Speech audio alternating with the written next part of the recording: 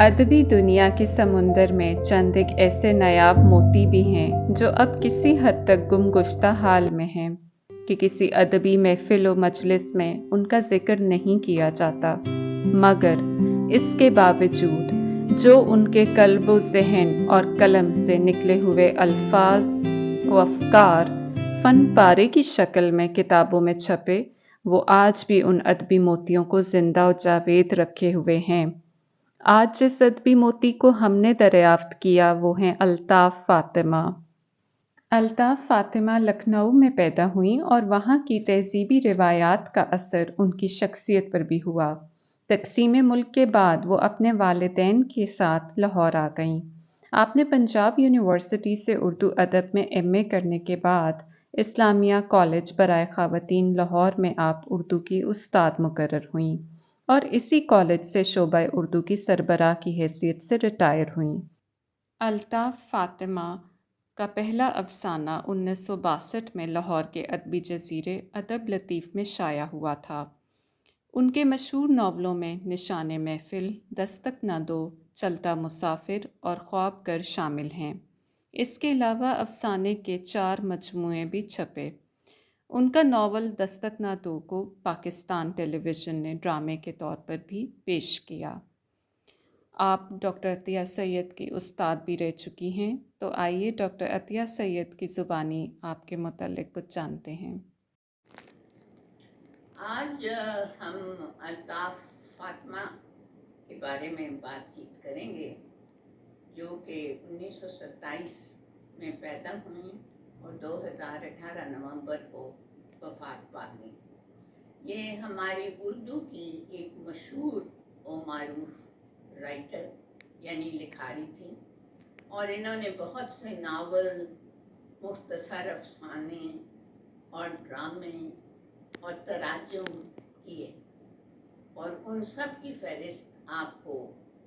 दिखाई भी दी होगी अभी शायद, और आप खुद भी देख सकते हैं, रेख्ता पे चले जाएं, देख लें, विकिपीडिया पे भी शायद हैं उनके बारे में। अब ये अपने ज़माने की एक मशहूर और मारूफ लिखने वाली थी, लेकिन होता ये है कि जब लिखने वाला इस काबिल नहीं रहता कि वो मज़ीद लिखे, तो फिर उससे मजबूर नहीं करना चाहिए। बहरहाल इन्हें मैंने ही मजबूर किया था और उसका नतीजा ये था कि वो अफसाना कोई ख़ास काबिल ज़िक्र नहीं था जो मेरे कहने पे इन्होंने लिखा था। ये मेरी उस्ताद भी रही हैं, ये मेरी अम्मी की दोस्त भी रही हैं। ये मेरी अम्मी को हमेशा इस्लामिया कॉलेज जिसमें ये पढ़ाती थी मुशायरों पे जज बनाती थी और ये वो ज़माना था जब दारा निगाह का बड़ा शोरा था और दारा निगाह भी लड़की सी थी और मैं तो खैर बच्ची थी बिल्कुल। बहरहाल मुझे याद है कि मुशायरे जो थे वो बड़े मशहूर होते थे इस्लामिया कॉलेज बराए ख़वातीन ऊपर रोड के। अब अल्ताफ़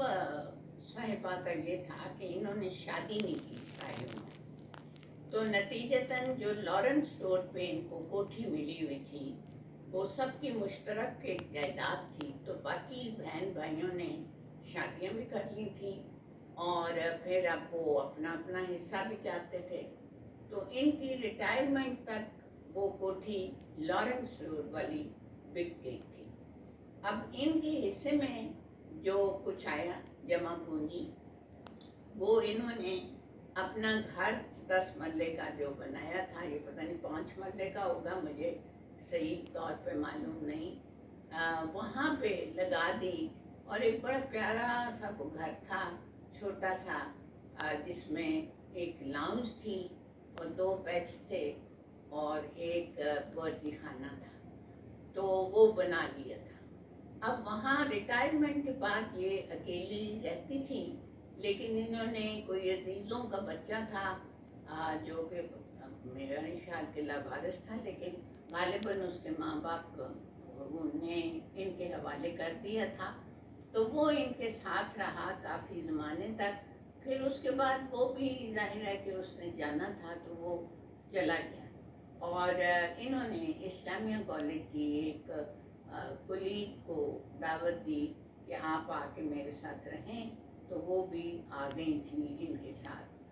اب ان کی جو بارے میں ایک بڑی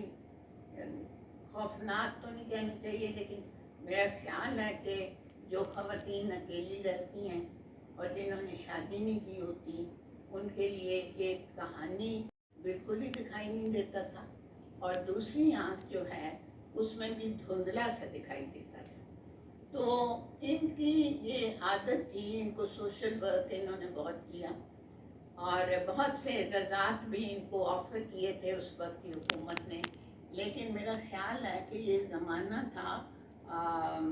پریزیڈنٹ مشرف کا، تو انہوں نے اعزاز لینے سے انکار کر دیا تھا۔ یہ مجھے خود ڈائریکٹر صاحب جو تھے اکیڈمی ادبیات کے، انہوں نے بتایا تھا کہ وہ کہتی ہیں کہ میں آپ سے اعزاز بالکل نہیں لوں گی، اس لیے کہ مشرف ایک ڈکٹیٹر ہے۔ تو اس طرح کے بھی لوگ ہوتے ہیں جو خاموشی سے انکار کر دیتے ہیں اعزازات سے، ورنہ تو میرا خیال ہے باقی صاحب ہوتے تو دوڑ کے لے لیتے، لیکن یہی ان کی خوبی تھی کہ وہ ان میں ایک بڑا ایک اصول پرستی تھی، اور ان اصولوں کو جن کو وہ سمجھتی تھی کہ درست ہیں، ان پہ وہ چلتی تھی۔ اب انہوں نے سوشل ورک بھی بہت زیادہ کیا، مثلاً ہر ہفتے وہ کوٹ لکھپت جاتی تھی مزدوروں کی کچی بستیوں میں، اور وہاں جا کے مزدوروں کے بچوں کو پڑھاتی تھی۔ اس کے علاوہ جو میں آپ کو اصل واقعہ سنانا چاہتی ہوں، جو میں کہتی ہوں کہ سبق آموز ہے ان خواتین کے لیے جنہوں نے شادی نہیں کی اور اکیلی رہتی ہیں اور عمر کے آخری حصے میں ہیں۔ تو اب ان کی عمر تو بہت زیادہ تھی، ان کو نظر بھی صحیح نہیں آتا تھا، اور انہوں نے محلے کی ایک لڑکی کی شادی رکوا دی تھی، کیونکہ وہ لڑکی خود بھی نہیں چاہتی تھی اس شخص سے شادی کرنا۔ تو انہوں نے جا کے کہا تو پھر اس کے ماں باپ مان گئے۔ اس کے بعد وہ لڑکا جس نے سے انہوں نے شادی کی، یہ صبح دم اٹھ کے گھر سے نکلتی تھی، اور اس کے بعد یہ ایک چکر لگا کے جتنا بھی یہ چل سکتی تھی لگا کے واپس آتی تھی، کیونکہ ذرا جسم بھی بھاری ہو گیا تھا تو زیادہ تو چل بھی نہیں سکتی تھی۔ تو وہ لڑکا کہیں ان کے پیچھے لگ گیا، اور یہ گھر کے اندر جب داخل ہوئی ہیں تو ان کو پتہ نہیں چلا، وہ بھی پیچھے اچھل کے اندر داخل ہو گئے، اور پھر اس نے کنڈی لگا دی، اور پھر اس نے ان کو اتنا پیٹا کہ یہ تقریباً انہوں نے موت کے قریب پہنچ گئی تھی، اور تب وہ چھوڑ کے بھاگ گیا۔ تو اس میں ایک سبق ہے ان خواتین کے لیے جو اکیلی رہتی ہیں کہ پلیز کسی کی شادی نہ رکوائیے، اور کسی کو یہ بھی نہ کہیے کہ شادی یہ ضرور کرے۔